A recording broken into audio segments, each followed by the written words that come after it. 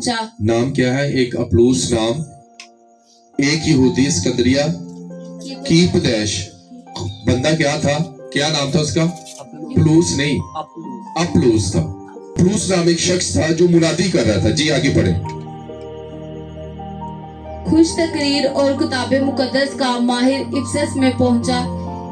इस शख्स ने खुदावन की राह की तालीम पाई थी और रूहानी जोश से कलाम करता और यीशु की बाबत सही सही तालीम देता था, मगर सिर्फ यूहन्ना ही के बपतिस्मे से वाकिफ था।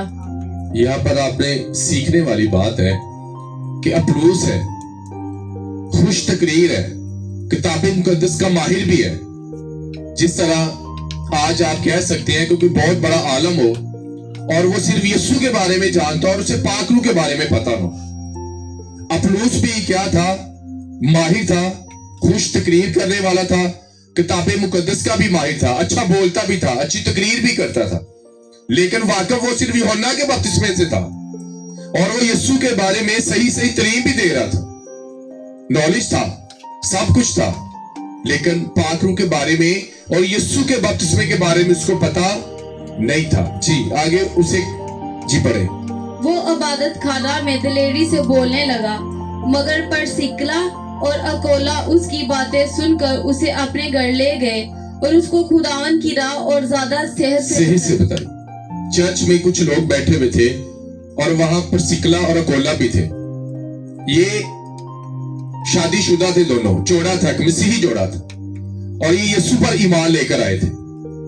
और जब इन्होंने अपलूस को कलाम सुनाते देखा तो इन्होंने क्या किया? जब चर्च खत्म हो गया तो उसे अपने घर ले गए और जाकर उन्हें और ज्यादा अच्छे तरीके से यीशु मसीह के बारे में बताया।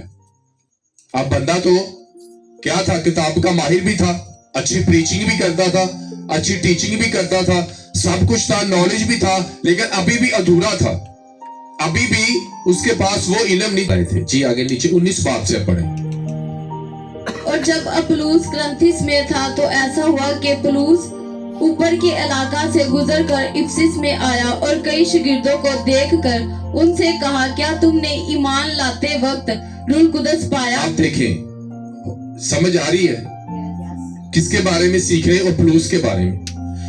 अब अपलूस ने तालीम दी ग्रंथिस में भी और उसने तालीम दी इफिसस में भी। दोनों इलाका में वो यीशु मसीह के बारे में बता रहा है, यूहन्ना के बपतिस्मे के बारे में बता रहे हैं। और लिखा जब वो प्रीच करके उस इलाके से चला गया तो पीछे से अपलूस जब जा गया तो पलूस भी वहां मौजूद हो गया। तो अपलूस उन्हें कह रहा है, क्या आपने बपतिस्मा लेते वक्त होली स्पिरिट को रिसीव किया? क्या आप पाकरू से वाकिफ हैं? तो वो नीचे क्या लिखा है? जी बताएं। उसने कहा क्या तुमने ईमान लाते वक्त रूह कुदस पाया? उन्होंने उससे कहा, हमने तो सुना भी नहीं कि रूह कुदस नाजिल हुआ है। वो कहते हैं हमें तो इल्म भी नहीं है कि व्हाट इज होली स्पिरिट, कि खुदा का पाक रूह क्या है।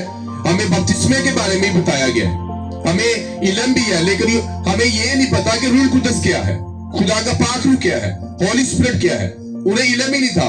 मान तो वो यीशु को रहे थे, समझ नहीं कि नहीं, बपतिस्मा भी ले चुके थे, यीशु के बारे में मालूम था, लेकिन होली स्पिरिट के बारे में नहीं था मालूम। जिस तरह आज भी बहुत से चर्चिस में यीशु की तालीम दी जा रही है, बपतिस्मे की तालीम दी जा रही है, लेकिन बहुत से लोग आज खामोश हैं। वो बहुत कम होली स्पिरिट के बारे में लोगों को बताते हैं कि व्हाट इज होली स्पिरिट, खुदा का पाक रूह क्या है। जब हम द बुक ऑफ जॉन, यूहन्ना की इंजील उसका 14 बाब उसकी 16 आयत का मुताला करते हैं तो वहां लिखा है कि मैं बाप से दरख्वास्त करूंगा कि तुम एक दूसरा मददगार भेजे जो अब तक तुम्हारे साथ रहेगा। यानी कि जो अब तक हमारी रहनुमाई करेगा, वो तो उसके बारे में तो प्रीच नहीं की जा रही, उसके बारे में तो लोगों को बताया नहीं जा रहा।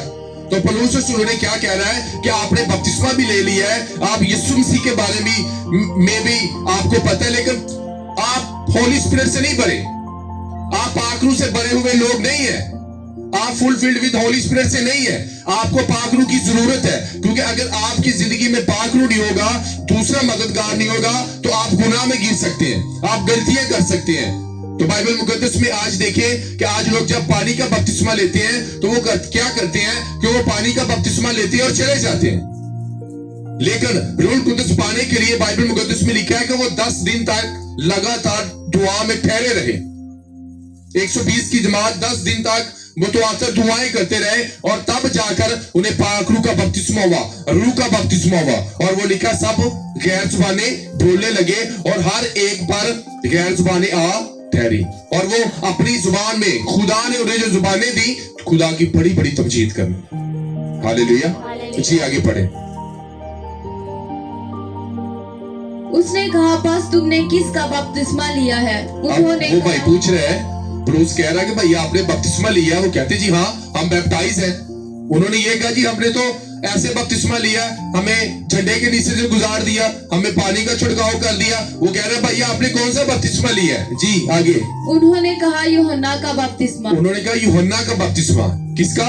यूहन्ना। उन्होंने उन्हें बताया था कि भाई आपने बपतिस्मा लेना है कि आपने यूहन्ना बपतिस्मा देने वाला जब दरिया यरदन पर बपतिस्मा देता आपने उसके नाम का बपतिस्मा लेना है। समझ रहे? उन्हें इस आय से अभी वाकिफ नहीं थे कि बस तुम जाकर सब कौमों को शागिर्द बनाओ और इन्हें बाप और बेटे और रूह कुदस के नाम से बपतिस्मा दे। जी आगे। पौलुस ने कहा, यूहन्ना ने लोगों को ये कहकर तौबा का बपतिस्मा दिया, जो मेरे पीछे आने वाला है उस पर यानी यीशु पर ईमान लाना। जी। उन्होंने ये सुनकर खुदावंद यीशु के नाम का बपतिस्मा उन्होंने ये सुनकर खुदावंद यीशु मसीह के नाम का कितने बपतिस्मे हो गए?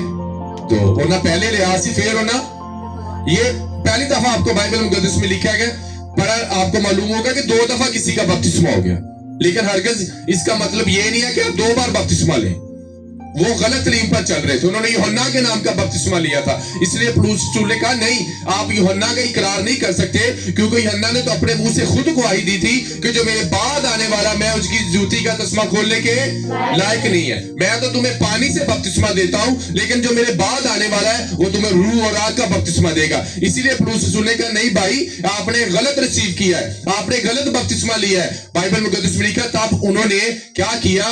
पौलुस गया और उन्हें पानी का बपतिस्मा यीशु मसीह के नाम का दिया। हालेलुया। जी आगे।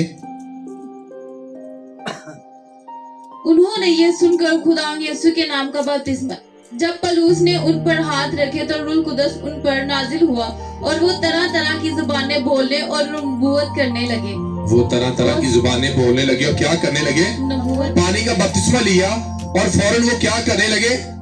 गैर जुबानें बोलने लगे, प्रोफेसी करने लगे, नबी बन गए, नबूवत करना शुरू हो गए। तो साइन क्या होगा?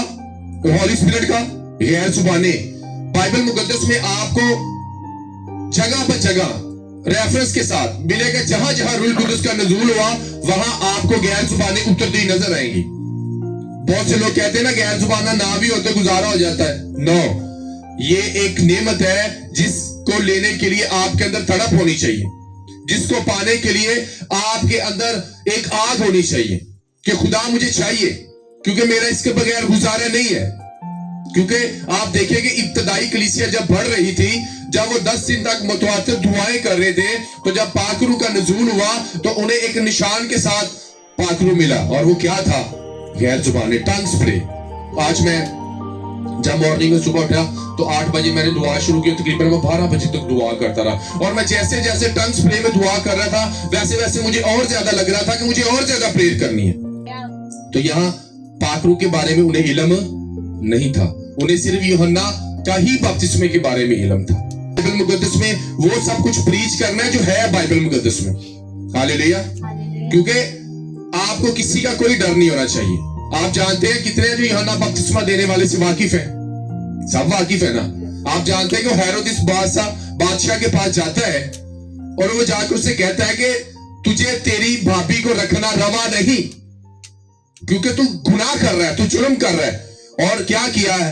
हेरोदिस ने नहीं कुछ किया, हेरोदियास जिसकी बीवी थी उसने पकड़कर क्या किया? उसको नीचे बेसमेंट में बंद कर दिया, क्योंकि वो चाहती थी कि ये हमारे खिलाफ ना बोले। और वो हुंदा दे आपने कहंदा यार जाने दे जाने बुढ़ी नूं बात मलका नूं ही कहना नहीं मलका जी सॉरी गलती हो गई, लेकिन उसने 1 साल कैद में रहने के बावजूद भी उसने बादशाह को ये नहीं कहा कि बादशाह मुझे माफ कर दें, मलका मुझे माफ कर दें। कोई कॉम्प्रोमाइज नहीं, गुनाह के खिलाफ सही सही प्रीच किया। इसीलिए तो यीशु मसीह ने कहा मैं तुमसे सच कहता हूं कि दुनिया में माँ के पेट से जितने नबी पैगंबर रसूल पैदा हुए उन सब में से बड़ा है वो यूहन्ना बपतिस्मा देने वाला है। क्यों खुदा ने ये अल्फाज दोहराए? क्योंकि वो सही तालीम देता था, वो डरता नहीं था। हालेलुया। और उन्हें लोगों से कहा कि क्या तुम क्या देखने गए थे? बियाबान में क्या देखने गए थे? क्या हिलते हुए सरकंडे को? सरकंडा क्या करता है? जब पानी में उगता है तो जिधर को हवा चलती है सरकंडा भी उधर को, जहां पानी चलता है उसी तरह बहना शुरू कर देता है। कुछ लोग होते हैं जिन्हों लाए गली करे ना, कुछ लोग भी रहते हैं ऐसे होते हैं जिन्हें ना जी आओ जी फलानी जगह चलिए टुर पैणगे जी, आओ उठे बड़ा कोशिश जी टुर पैणगे। गलत रीम के पास भी लोग चले जाते हैं, राशन लेने के लिए भी लोग गलत रीम के पास चले जाते हैं। वो ऐसा नहीं था, उसने कॉम्प्रोमाइज नहीं किया। देखा, वो हिलता हुआ सरकंडा नहीं था बल्कि वचन पर कायम रहने वाला शख्स था। वो कलाम को पूरा पूरा प्रीच करने वाला था। तो यीशु ने कहा कि यूहन्ना बपतिस्मा देने वाले में से वो बड़ा है जो आसमान की बादशाही में छोटा है। आप जानते हैं, एक शख्स यूहन्ना बपतिस्मा देने के वाले के पास आता है और वो कहता है, यीशु यूहन्ना आपने जिसे बपतिस्मा दिया था वो आपसे ज्यादा शिगिर्द करता और मौजे दिखाता है। तो यूहन्ना ने क्या कहा? वो रहन दो, ओरे को ना जाना, जिस आज पादरी पादरी कर देगा, और नहीं ओरे को ना जाना, और चर्च ना जाना, ओरे को किया है। उसने ऐसे अल्फाज नहीं कहे। उसने कहा इंसान कुछ नहीं पा सकता जब तक उसे आसमान से मुहैया नहीं किया। यूहन्ना बपतिस्मा के ये अल्फाज थे कि वो बड़े और मैं घटूं, ये अल्फाज थे। इसलिए तो खुदा ने उसे पसंद किया। उसने कहा जो महलों में रहते हैं वो अच्छी पोशाक पहनते हैं, महीन कपड़े पहनते हैं, लेकिन यूहन्ना बपतिस्मा देने वाले की सबसे जो बड़ी क्वालिटी थी उसका कैरेक्टर था। वो बियाबान में रहा, उसने कभी खुदा से शिकायत नहीं की, खुदा मैं तेरा खादम हूं, मेरे पास तो अच्छे कपड़े भी नहीं है, लेकिन वो खुदा का पेशरो था। वो खुदा की राह सीधी करने आया था। आप जानते हैं कि जब बादशाह किसी इलाके में जाता था तो एक बंदा उसके आगे आगे जाता था, रास्ता सीधा करता था और लोगों को बताता था कि बादशाह सलामत इस रास्ते में आ रहे हैं और आपको रास्ता भी सीधा करना है और आपने बादशाह को वेलकम भी करना है। और यूहन्ना इसीलिए लिखा कि बियाबान में पुकारने वाले की कोई महीन कपड़े नहीं। खाता क्या था? कीड़े कौन कह रहा? टिड्डियां कौन सी सब्जी फल था? एक टिड्डियां, ठीक है ना? ये नहीं था ये जो टिड्डियां आप खाते हैं ये वाले नहीं, कीड़े मकोड़े नहीं खाता। वो इंसान था। हालेलुया। वो शहद खाता था और टिड्डियां खाता था, फल खाता था। और उसने चमड़े का लिबास पहना था और उसके बड़े बड़े बाल थे, बिल्कुल एलिया की तरह, जिस तरह एलिया ने ऊंट का लिबास पहना हुआ था। चमड़े का पटका यानी कि अपनी कमर के ऊपर उसने जो ना ढका हुआ था अपनी पूरी बॉडी को। यूहन्ना बपतिस्मा देने वाला 400 साल के बाद जमीन पर हुआ और उसने वो यीशु का पेशरो था, यीशु की राह तैयार करने वाला था। वो बताने वाला था कि मेरे पीछे जो आएगा वो क्या करेगा, मुझसे मुकद्दम ठहरेगा, मैं उसकी जूती का तस्मा खोलने के लायक नहीं। मैं तो तुम्हें पानी से बपतिस्मा देता हूं, लेकिन मेरे बाद जो आएगा वही रब्बे आलमीन है, वही निजात देने वाला है, वही मुनज्जी है, वही हय्युल क़य्यूम खुदा है, वही सब कुछ देने की कुदरत रखता है। क्योंकि खुदा ने उसकी तारीफ जरूर की थी, लेकिन उसने कहा था कि वो एलिया से भी बड़ा है, वो खलीलुल्लाह से भी बड़ा है, वो कलीमुल्लाह से भी बड़ा है, वो हजरत दाऊद से भी बड़ा है, वो सबसे ज्यादा बड़ा है। क्योंकि जो माँ के पेट से पैदा हुए, क्योंकि जब हम द बुक ऑफ जॉब का मुताला करते हैं, चैप्टर नंबर 14 का मुताला करते हैं, तो वहां लिखा जो औरत जो माँ के पेट से पैदा हुए, औरत से पैदा हुए हैं, वो दुखों से भरे हुए चंद दिनों के हैं। हालेलुया। लेकिन उसे यीशु मसीह के मुंह से ये अल्फाज थे कि यूहन्ना बपतिस्मा देने वाला जितने भी लोग माँ के पेट से पैदा हुए उन सबसे बड़ा है, क्योंकि वो खुदा का पेशरो था। उसने खुदा की राह को तैयार किया था। हालेलुया। और लोग बड़े हैरान हुए, शिगिर्द कौन छोटा, जो छोटा बनेगा वो बड़ा किया जाए। उसका करैक्टर कैसा था? नो प्रोटोकॉल, कोई अच्छे कपड़े नहीं, करैक्टर लेस नहीं था, सही तालीम देने वाला था, जिस तरह पौलुस रसूल सही तालीम दे रहा था। आप जानते हैं कि पौलुस रसूल के बारे में कलीसिया में एक अफवाह फैली हुई थी। क्या अफवाह? कि उसकी तकरीर तो लच्चर है, यानी बेशाऊर है, वो उसको सही बोलना नहीं आता, उसको सही तकरीर नहीं करनी आती, वो सही प्रीच नहीं करता। लिखा वो खतों में तो उसके खत तो मौसर होते हैं, रूह कुदरत से भरे होते हैं, लेकिन जब वो बोलता है उसकी तकरीर लच्चर है, यानी कि ऑथेंटिक नहीं बोलता वो। हालेलुया। लेकिन वो कहता है कि जब मैं तुम्हारे पास आया तो मैं लुभाने वाली बातें तो मेरे पास नहीं थी, मैं अच्छी तकरीर तो नहीं करता, लेकिन जो कुछ कहता था रूह से कहता था, रूह से भरा हुआ था, रूह से ममूर था। यही बात तो आज आप देखें कि हो सकता है कि जो आपको कलाम सुना रहा है जो बंदा, वो अबरानी भी बोलता हो, वो यूनानी भी बोलता हो, वो माहिर भी हो किताबे मुकद्दस का, उसने डिग्री भी हासिल की हो, लेकिन हो सकता है कि वो रूह कुद्दस से खाली हो। वो कलाम को इस तरह प्रीच करेगा जिस तरह आप समझते हैं कि एक रियाजी का जो टीचर है वो आपको रियाजी सिखाता है, जिस तरह आप एक साइंस का टीचर है वो आपको साइंस पढ़ाता है, इसी तरह बाइबल मुकद्दस के भी आज से बहुत से टीचर हैं जो जस्ट एक टीचिंग के जरिए आपको बताते हैं कि बाइबल मुकद्दस में क्या लिखा है, लेकिन वो रूह से भरे हुए नहीं होते। लेकिन पौलुस रसूल क्या कहता है कि हमें रूह कुद्दस से भरना है और रूह कुद्दस से भरकर होली स्पिरिट को वेलकम कहकर फिर लोगों तक कलाम पहुंचाना है। हालेलुया। तो पौलुस रसूल ने क्या कहा कि भाई रूह कुद्दस है कि नहीं? उन्होंने कहा हमें सानू तो पता भी नहीं, सानू तो दसिया ही नहीं, हमें तो चर्च में कभी किसी ने बताया ही नहीं कि होली स्पिरिट क्या है, खुदा का पाक रूह कैसा काम करता है, खुदा का पाक रूह कैसे छूता है, खुदा का पाक रूह कब नाजिल हुआ, वो 120 की जमात पर नाजिल हुआ, वो उसके साइन क्या थे, उसका इशारा क्या था खुदा का।